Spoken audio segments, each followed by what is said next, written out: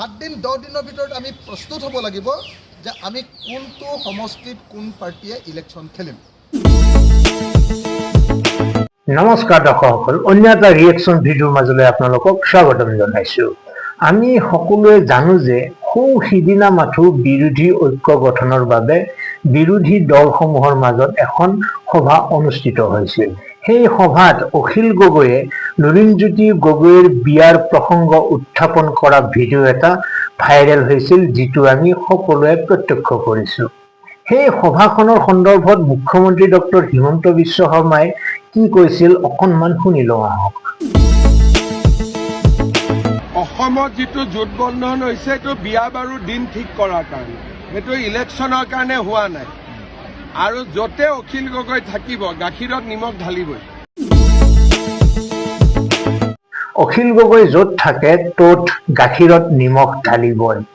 মুখ্যমন্ত্ৰীৰ কথাক সত্য প্ৰমাণিত কৰি অখিল গগৈয়ে পুনৰ কামৰ আৰম্ভ কৰিলে। ইতিমধ্যে কালি দিল্লী ভ্ৰমণত থকা অখিল গগৈয়ে বিৰোধী ঐক্য সন্দৰ্ভত দিল্লীৰ পৰাই কি বাৰ্তা দিলে শুনো আহক, তাৰ পিছত পুনৰ কথা পাতিম। আমি অপজিশ্যনছ are not prepared to fight against BJP.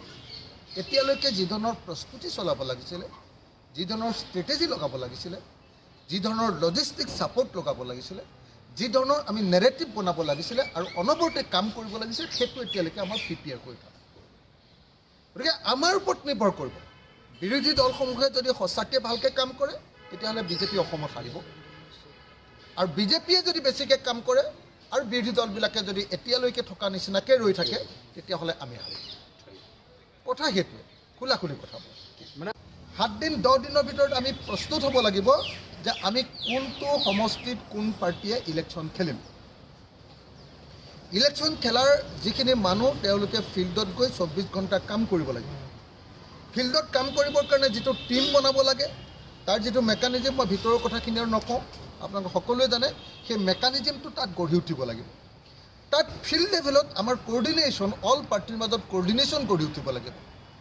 Coordination up to grassroot level, এইটো হ'ব লাগিব। আৰু তাৰ পাছত আমি একেলগতে লগ লাগি নেৰেটিভ বনাব লাগিব আৰু একদম যিটো কয় ষ্ট্ৰেটেজি মানে হ'ল এনেকুৱা বৰ্ষামুখ কাঁড়ডাল একদম বিজেপিৰ বিৰুদ্ধে কেনেকৈ ধৰণে লৈ যাম সেইটো ঠিক কৰি ল'ব লাগিব। দৰ্শকসকল, অখিল গগৈয়ে যিখিনি কথা ক'লে সেয়া অমূলক নহয়। চিট শ্বেয়াৰিং হৈ যোৱাৰ পিছত প্ৰতিটো দলে প্ৰচাৰ কৰিবলৈ সুবিধা পাব, সেইটোৱে বিচাৰিছে অখিল গগৈয়ে। এই একেখিনি কথাৰেই ভূপেন বৰাৰ দিনতো তেওঁ কংগ্ৰেছ দলক বহু কটু কথাও শুনাইছিল। তেওঁৰ মতে এয়া অৱশ্যে কৰণীয় কাম আৰু 2 এদিনতে সেই কাম কৰি পেলাবলৈ তেওঁ গৌৰৱ গগৈলৈ চিঠি লিখা বুলিও সদৰি কৰিছে। কিন্তু চিঠি লিখিলেই জানো হ'ব? গৌৰৱ গগৈৰ বাবে সেয়া এক ভীষণ প্ৰত্যাহ্বানৰ কথা। এই বিষয়ে আগতেও মই বহুবাৰ কৈ থৈছোঁ। কংগ্ৰেছ এটা শতিকা পুৰণি দল। সেই হিচাপে প্ৰতিটো সমষ্টিতে তেওঁলোকৰ চাপ মৰা প্ৰাৰ্থী কিছুমান থাকে। ৱেটিঙতো থাকে একাধিক প্ৰাৰ্থী। ইজনে সিজনক লেং মাৰি বা টকা শিকাৰে হাইকমাণ্ডক মেনেজ কৰি যিকোনো প্ৰকাৰে নিৰ্বাচন খেলিবলৈ ঠেং দাঙি থকা নেতাৰ অভাৱ নাই দলটোত।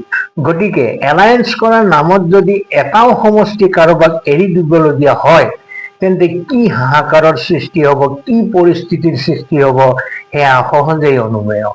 আৰু অখিল গগৈয়ে জানো এটা সমষ্টিতে সন্তুষ্ট হ'ব?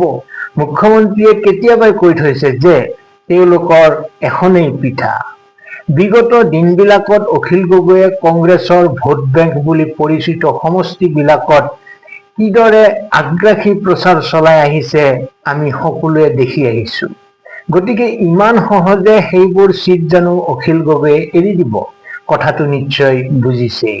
দেখাত বা শুনাত তেনেই সহজ যে এলায়েন্স হৈ গ'ল, কিন্তু কাৰ্যক্ষেত্ৰত সেয়া ইমান উজু কথা নহয়। যি নহওক আমি সময়লৈ বাট চাম গৌৰৱ গগৈয়ে চিঠিৰ উত্তৰ কিদৰে দিয়ে বা দিয়ে নে নিদিয়ে। এটা কথা ঠিক যে গৌৰৱ গগৈয়ে এতিয়াই চিট শ্বেয়াৰিং কৰিবলৈ গৈ নিশ্চয় গৃহকন্দল এখন সৃষ্টি নকৰে। নিশ্চিতভাৱে তেওঁ বিষয়টো চলে বলে বিলম্ব কৰিব বিচাৰিব। যদি সেয়াই হয় তেন্তে দুয়োটা দলৰ মাজত যে তিক্ততা আহিব সেয়া নিশ্চিত। মুখ্যমন্ত্ৰীয়ে কোৱাৰ দৰে অখিল গগৈয়ে ক'ত কেতিয়া গাখীৰত নিমখ ঢালি ফুৰে তাৰ কোনো গেৰাণ্টি নাথাকিব। হয়তো মিত্ৰজোচী সময়ত গৈ অখিল গগৈ কংগ্ৰেছৰ ঘোৰ শত্ৰু হৈ পৰিব পাৰে। আমি সময়লৈ অপেক্ষা কৰিম। আপোনালোকৰ কি অভিমত নিশ্চয় কমেণ্ট বক্সত লিখিব। অখিল গগৈ আৰু গৌৰৱ গগৈ অৰ্থাৎ ৰাইজৰ দল আৰু কংগ্ৰেছৰ মাজৰ মিত্ৰতা অটুট থাকিব বুলি ভাবেনে আপোনালোকে? শেষ পৰ্যন্ত নিশ্চয় কমেণ্ট বক্সত লিখিব। আজিলৈ এৰিছোঁ। ভালে থাকক, কুশলে থাকক। ধন্যবাদ।